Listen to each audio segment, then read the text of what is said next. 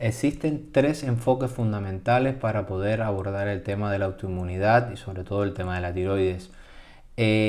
Lo que se ha visto en los últimos años y como resúmenes de los trabajos de estos médicos que he comentado y de muchos otros, es que el principal trigger, el principal desencadenante de todas estas patologías está generalmente en nuestra alimentación. Y hay tres formas de empezar a abordarlo. Uno es remover las posibles causas que puedan estar desencadenando que tu cuerpo esté produciendo estos anticuerpos.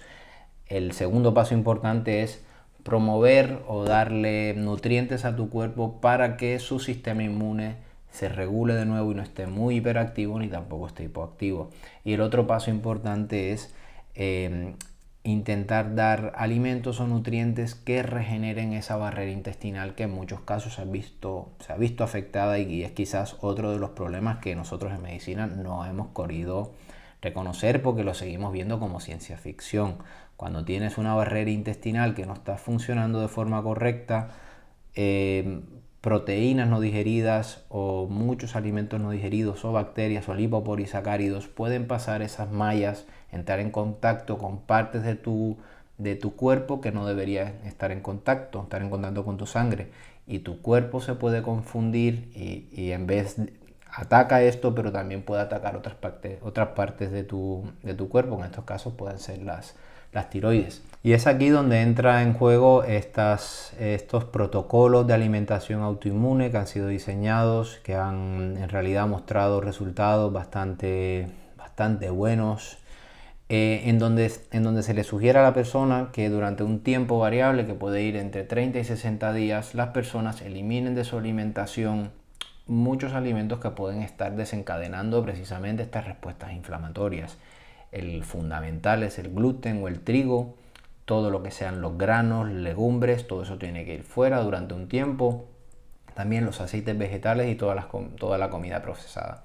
Y posteriormente en otro step, en el siguiente paso, es eliminar los derivados lácteos, los huevos y también estas vegetales que son conocidos como los nightshades o las solanáceas, que son esos vegetales que producen flores a la vez que producen el vegetal, como la patata, el tomate, el pepino, el tomatillo.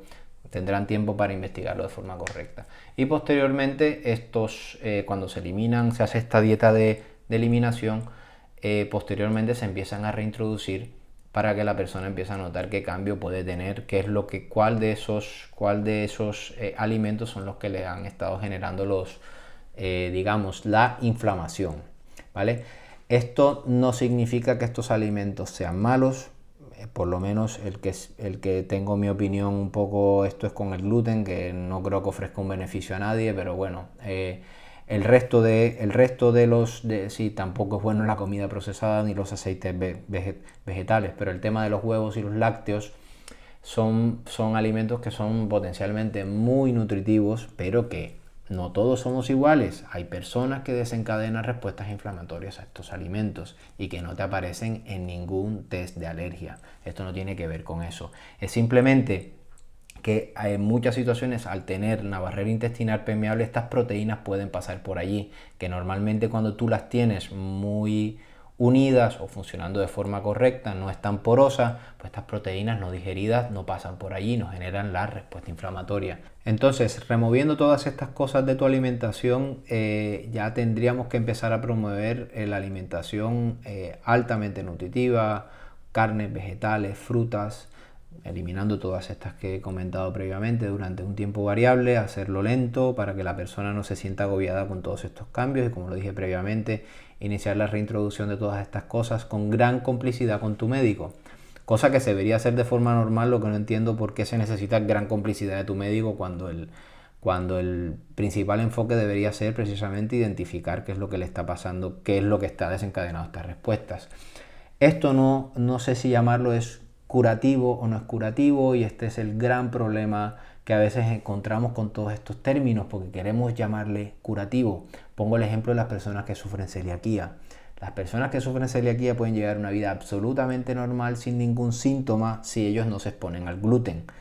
¿Esto quiere decir que se han curado? No, tienen allí esos anticuerpos que reaccionan cuando están en contacto con el gluten y producen todos estos efectos a nivel digestivo. Cuando una persona detecta su desencadenante, lo puede remover de su alimentación o remover de su exposición y llevar una vida relativamente normal. Y en el caso de la tiroides puede suceder lo mismo. Es que si tú tienes un alimento que es el que te produce esa reacción,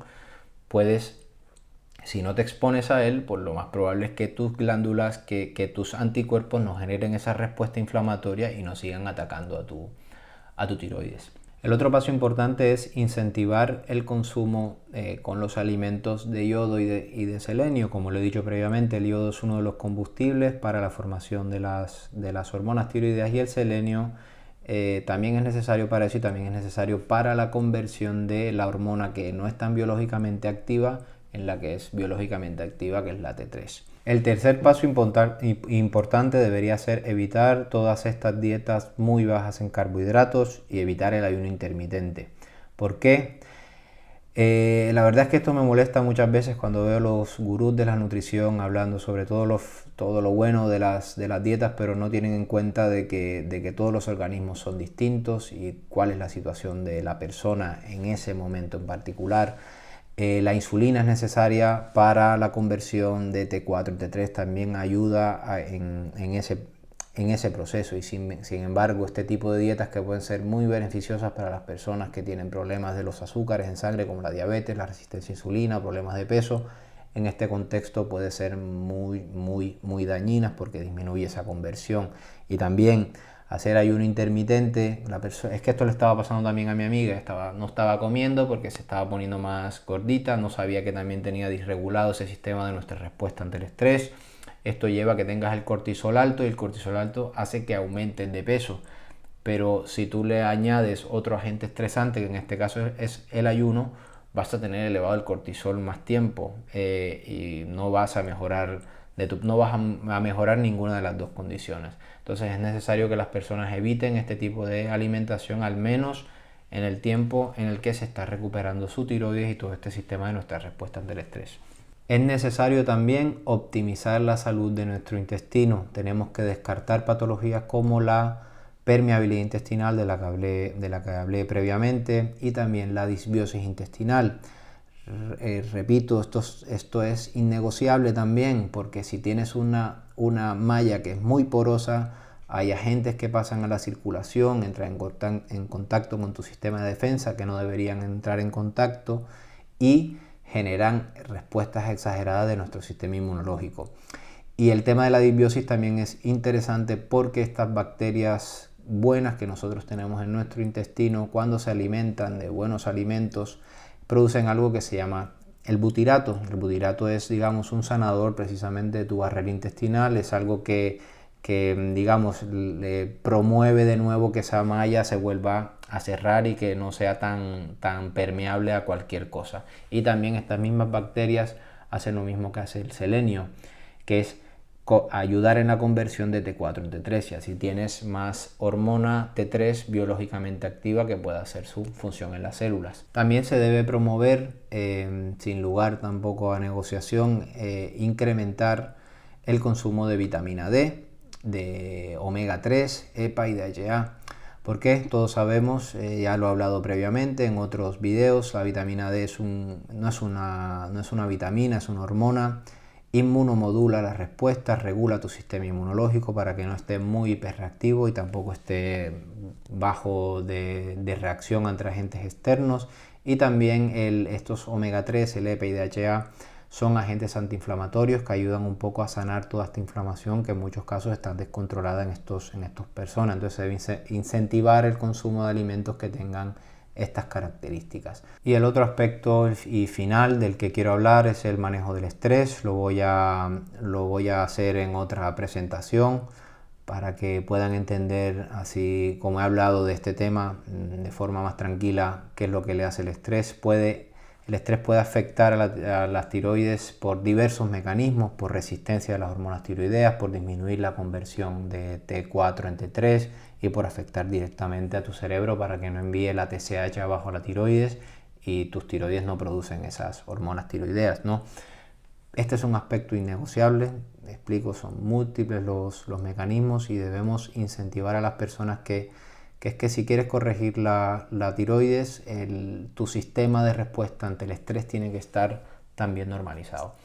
Bueno, sé que me he extendido un poco, pretendía ser un poco más corto, espero que les haya gustado y por favor si tienes a alguien que tiene estos problemas, compártelo con ellas, compártelo con esa persona, generalmente van a ser mujeres, es más frecuente esto en mujeres, pero compártelo para que entienda que aún hay cosas que puede hacer, hay mucha información en internet y en este aspecto en particular, sí promuevo que las personas miren otras cosas, se llenen de información en internet, miren que hay otras alternativas por fuera de este dogmatismo que te dice que tienes que tomar levotiroxina el resto de tu vida sin que nada puedas hacer. Desafortunadamente hay muchas personas que como médicos ya dejamos que los anticuerpos destruyan toda esa hormona y sí, desafortunadamente no se van a poder retirar estos medicamentos nunca. Pero hay otro grupo de personas que pueden estar a tiempo de detectar ese desencadenante, de alimentarse con nutrientes que regulen su sistema inmunológico y de nutrientes que puedan un poco mejorar la función intestinal para que no esté permeable a todas estas cosas. Espero que les haya gustado.